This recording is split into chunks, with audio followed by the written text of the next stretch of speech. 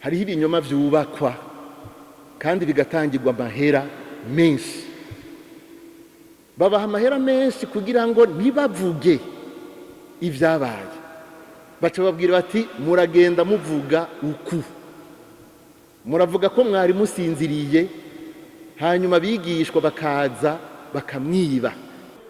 Abantu barahemuka kubera gutinya, nico gituma adahemuka.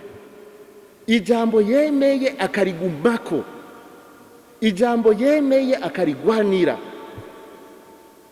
kandi turakeneye abantu bene abo, turakeneye ubukomezi bw'abantu bafise ico bemera kandi ico kuri kandi bakakigumako. Nayo handi y'abantu uyu munsi usanga asuku, bukeye ugasanga yahinduye ariko avuga ibindi, abo bantu biragoye kubizigira. Ese iyi Pasika twaraye duhimbaje kandi tubandanya duhimbaza, by'ukuri yobonekera mu ngene twebwe nyene twigenza, tukigenza nk'abana b'umuco nk'uko ijambo ry'Imana ribitubwira, tukigenza nk'abana b'umuco nyene mu kurangwa n'ibikorwa by'umuco. Ese iyi Pasika yoduha iki cyizere tukareka gutinya, tukareka gutinya gukora ibitunganye, tukareka gutinya gushira intahe ahishize, tukareka gutinya gukora ineza.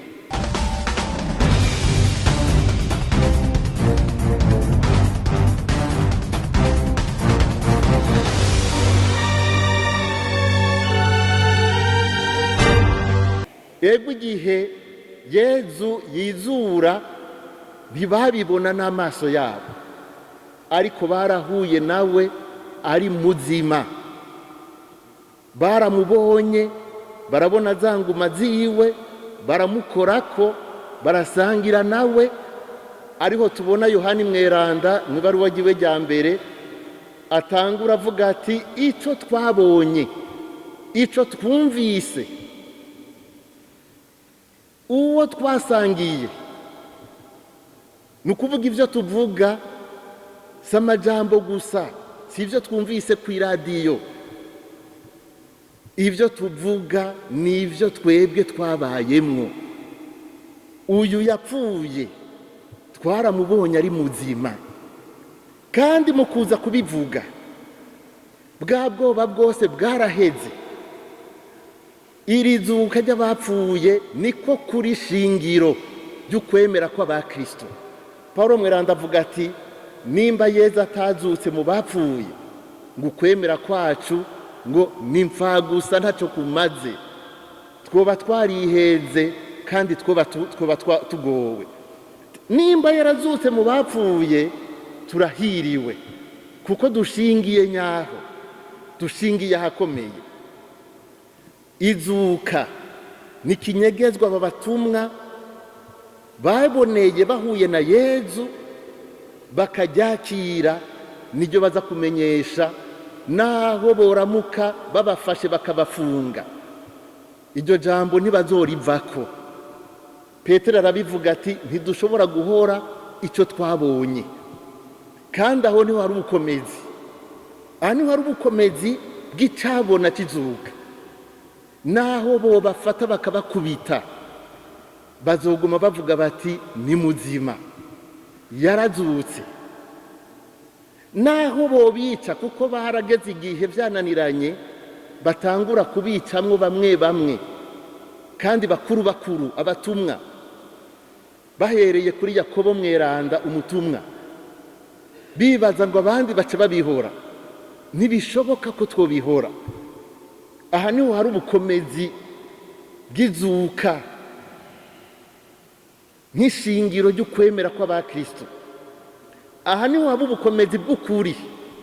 Iyo umuntu atumwe kumenyesha ukuri, iri jambo ngo ntimutinye bibwirwa abo bose batumwa kumenyesha inkuru nziza y'izuka, ijambo rizima, ijambo ry'ukuri.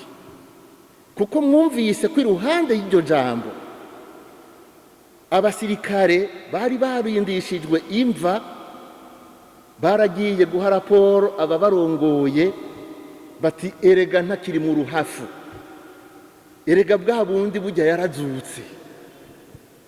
Baca bagira inama ngo babanza gutonganya, barahava barubaka ikintu, barashinga ingingo, bafata ingingo yo kubaka ikinyoma cubatswe. Ikinyoma cubatswe mbere mu kucubaka ngo bagitangira n'amahera menshi. Babivuze neza ko babahaye amahera menshi, si amahera makeyi, amahera menshi. Hariho ibinyoma vyubakwa kandi bigatangirwa amahera menshi. Babaha amahera menshi kugira ngo ntibavuge ivyabaye. Baca babwira bati muragenda muvuga uku, muravuga ko mwari musinziriye, hanyuma abigishwa bakaza bakamwiba. Muravuga ko mwari musinziriye, mugabo ingorane ningene umuntu yovuga ko asinziriye akongera akavuga yuko abigishwa aribo baje kumwiba kandi atababonye. Iyo umuntu ariko arubaka ikinyoma muragaba, hama hariho umutego, hama ari ahantu usanga yibagiye. Bari gufuma bavuga bati twari dusinziriye, hanyuma dusanga ikibuye catembagaye tutazi n'ingene vyagenze. Mugabo bavuga ko bari basinziriye, bagaca badondora n'ingene bamwivye, nk'uko umenga bariko barabirorera. Aho niho hari faiblesse y'ikinyoma. Ikinyoma kirubakwa, muragenda muvuga ibi, kandi gushika iki gihe Matayo yandika ngo n'ubu ico kinyoma ngo kiracahari, cyuko ngo hari abantu baje baramwiba. Ni kinyoma bagumye basubiramwo, ni kinyoma cagumye kirihigwa amafaranga kugira ngo barabe yuko bocuvya inkuru nziza y'izuka. Ntimutinye, biraba uyo muntu atumwe gushingira intahe ukuri, bibwiwe uyo muntu atumwe gushikiriza inkuru nziza y'urukiza, atumwe kuja gushikiriza ikintu kiza kugirira akamaro abantu, kiza kubaka. Ntihagire umuntu atinya kuvuga ijambo ryubaka, ntihagire umuntu atinya kuvuga ijambo biza gutanga umuco, ntihagire umuntu atinya kuvuga ijambo ribohora, kuko izuka rirabohora. Ntihagire umuntu atinya kuza kuvuga ijambo ry'ukuri, kuko ukuri konyene burya kurivugira kurikwiye. Ntigukeneye ayandi manama maremare, ntigukeneye amafaranga nk'aba bayatanze, kurikwiye kandi kurikwije. Kuko naho bakugwanya bakoresheje uburyo bw'amafaranga, ntikibuza yuko abakiranye ugwezi izuka ry'abapfuye atana amafaranga biriwe barasaba bobo, ahubwo bahimbagwa no kumenyesha abarushe bose, abari mu mwijima, bahimbagwa no kumenyesha abo bose bihebuye, abo bose banyotewe, bafise inyota y'Imana, kuza kubamenyesha iyi ntsinzi ya Yesu. Iyi ntsinzi ya Yesu ni Pasika natwe duhamagariwe kumenyesha, ni Pasika duhamagariwe kugendera, kuko kuyivuga ku munwa vyonyene ntibikwiye. Iyo umuntu aje akavuga ati ndicabona, sukuza gusubiramwo gusa amajambo, ijambo ryiwe riba ijambo rikomeye, kuko wenyene ubwiwe arigendera. Nico gituma izuka ry'abapfuye ryarahinduye ubuzima bw'abatumwa, ryarahinduye ubuzima bw'abigishwa. Uwahuye na Yezu yizuye mu bapfuye wenyene arahinduka, maze ya ntsinzi ya Pasika ikarangukira mu buzima bwiwe. Irangukirayo gute? nuko ava mu bikorwa by'umwijima agasigara arangwa n'ibikorwa by'umuco. Uyo rero yarahuye na Yezu yazutse. Uvuga ko bahuye akabandanya agendera mu mwijima n'umubeshi. Intsinzi ya Yezu ni intsinzi y'ubuzima ku rupfu. Uwahuye na Yezu yazutse nuko amenya yuko kuri iyi si turi ku rugendo, nk'uko aba batumwa narinda bivuze mu kanya, yanka ikintu cyose kiza giteye kubiri nuko kuri, ntatinye no gupfa. Nico gituma adahemuka. Abantu barahemuka kubera gutinya. Nico gituma adahemuka. Ijambo yemeye akarigumako, ijambo yemeye akarigwanira. Kandi turakeneye abantu benabo, turakeneye ubukomezi bw'abantu bafise icyo bemera kandi icyo kuri kandi bakakigumako. Nayo handi y'abantu uyu munsi usanga asuku, bukeye ugasanga yahinduye ariko avuga ibindi, abo bantu biragoye kubizigira. Intsinzi ya Yezu ni intsinzi ku gicumuro, ni intsinzi ku gicumuro. Iyo tuvuze ko bahuye na Yezu bahindutse, bya bikorwa by'umwijima navuga ni ibikorwa by'ibicumuro. Guheba igicumuro, guheba inabi nahoramwo, maze nkarangwa no gukora ineza. Aho nzoba ndiko ndashingira intahe izuka, kandi ntibyoroha, kuko twumvise ko hari abagira inama yo kugwanya ukuri.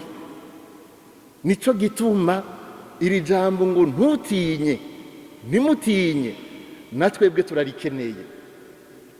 Muri iki gihe cy'ikarema twararonse akanya ko kwitegura, ko kuvavanura n'inabi, ko kwityorora, kugira ngo iyi Pasika by'ukuri itugire bashasha. Ese iyi Pasika twaraye duhimbaje kandi tubandanya duhimbaza, by'ukuri yobonekera mu ngene twebwe nyene twigenza, tukigenza nk'abana b'umuco, nk'uko ijambo ry'Imana ribitubwira, tukigenza nk'abana b'umuco nyene mu kurangwa n'ibikorwa by'umuco. Ese iyi Pasika yoduha iki cyizere tukareka gutinya, tukareka gutinya gukora ibitunganye, tukareka gutinya gushyira intahe ahishize, tukareka gutinya gukora ineza. Ese iyi Pasika turiko turahimbaza yodufasha natwe nk'aba bigishwa ba mbere tukaba abantu buzuye amahoro n'akanyamuneza. Akanyamuneza kuko ubu tuzi yuko inabi yatsinzwe, tuzi ko urupfu rwatsinzwe, tuzi yuko ubuzima bwatsinze, kandi yuko twese tuzotorana ubwo buzima budahera. Aba twibuka uyu munsi, tukibuka Perezida Cypriano Ntaryamira, hari ijambo basiga bavuze, hari ijambo yasize avuze, atari ukuvuga amajambo gusa, kuko mu ijambo umuntu arumva intumbero. Yarasize avuze ijambo ryakoze ku mutima abarundi benshi, kuko burya abantu iyo bari kubarumviriza ntibumviriza gusa amajambo tuvuga. Burya abantu barashobora gutandukanya umuntu ariko aravuga besha n'umuntu ariko avuga ikintu kivuye ku mutima, n'umuntu ariko ababwira ukuri. Abantu barashobora kumva umuntu azanye intumbero nziza. Numva igihe Perezida Cypriano ashikirije ijambo bwa mbere, abarundi abenshi barakozwe ko ku mutima, barumva bati uyu muntu atuziye neza, uyu muntu afise intumbero nziza, iri jambo atubwiye ni iry'ukuri.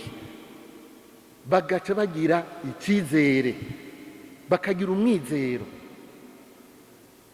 Mugabo nuko vyahavuye bigorana, arivyo turiko turahimbaza murabizi. Ariko iryo jambo niryo rigenda ritava mu mitima, naho hohera imyaka 30, 30 ningahe, 35, 40, n'imyaka 50 izohera, hamwe usanga n'umwana akivuka usanga akubwira ati Perezida Ntaryamira yasize atubwiye ati. Bene iryo jambo nk'iri abatumwa barungitswe kumenyesha, iryo niryo abantu bakenera kumva, ijambo risigara mu mitima, kuko ari ukuri, kuko ari rizima, kuko riza rizanye ikintu ciza. Umukama dufashe ntituze turavyibagira, umukama dufashe kubandaniriza aho bagejeje, umukama dufashe gushira mu ngiro ivyo Perezida Ntaryamira n'abandi benshi badutanguriye basize batanze intumbero, mugabo bataronse umwanya wo gushikako. Uyu munsi ni twebwe, natwe Yezu arungitse ati nimugende, genda mumenyeshe izuka, genda kandi mumenyeshe n'ivyo vyose vyoza gufasha abarundi.